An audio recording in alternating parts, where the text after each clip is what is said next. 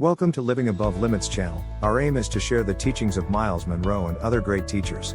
Subscribe to get more of his messages. On today's message we will be talking on the message titled Hidden Truths About Single Life. According to Dr. Myles Munroe, to be contented with being alone involves learning how to be fulfilled in your singleness. A truly single or a person who is whole is one who is complete physically, emotionally, spiritually, and intellectually without dependence upon anyone else. Successful singles find their personal identity and sense of wholeness within themselves and in relationship with God, because they are complete within themselves. Only whole individuals are fully comfortable being alone. They can thrive and prosper whether or not they are involved in a relationship. For such people, a relationship is an added blessing, it is icing on the cake. A whole person is one who has, first of all, a healthy self-concept. Many people struggle with feelings of inferiority and self-hatred. Such a person will have problems in any relationship. Healthy self-love is critically important to personal wholeness because it affects every other relationship. Someone once asked Jesus what was the greatest commandment of all. Jesus replied, "Love the Lord your God with all your heart and with all your soul and with all your mind. This is the first and greatest commandment. And the second is like it, love your neighbor as yourself." Matthew 22:37-40.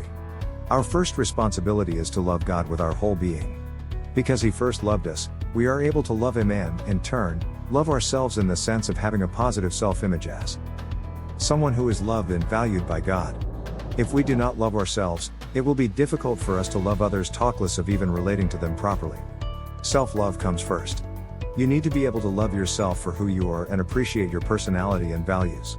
Secondly, a whole person has a clear and solid faith.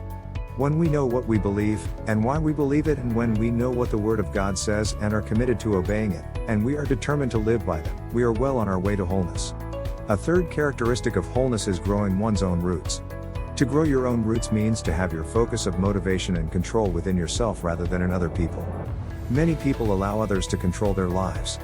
They dress to please other people, they buy what others are buying, and they think the way others think. Uncertain and uncomfortable with their own thoughts and ideas, they simply acquiesce to the thoughts and ideas of others. Whole people are self-motivated, internally directed, comfortable with themselves, and rooted firmly enough to stand strong and confident in the values they live by, even if at times they seem to be standing alone. Being alone as a single person has many advantages, especially for a believer.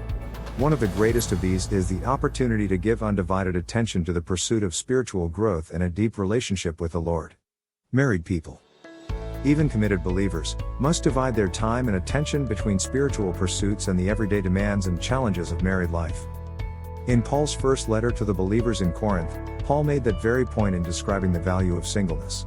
Paul's counsel to singles is to use this time in your life to pursue the Lord's affairs, to grow in undivided devotion to Him. Unfettered by the ties of marriage or other serious relationships, single people are free to concern themselves wholly with the things of God. Make the most of this time in your life. Learn to grow deep with God and love Him by yourself first. Don't be in a rush to get into a relationship. Get your spiritual roots firmly embedded in God now, because once you get seriously involved with another person, particularly in a marriage relationship, your time and attention will be divided between that person and your devotion and service to God. Work to develop yourself fully as a single person. You should be preoccupied with preparing yourself for whomever God is preparing for you. Most people are so busy looking for the one God has prepared for them that they fail to prepare themselves for that person. Don't make that mistake. Use this time in life to prepare yourself. Thanks for watching this video till the end. If you learned something new, don't forget to like and subscribe so that you get notified whenever we upload a new video.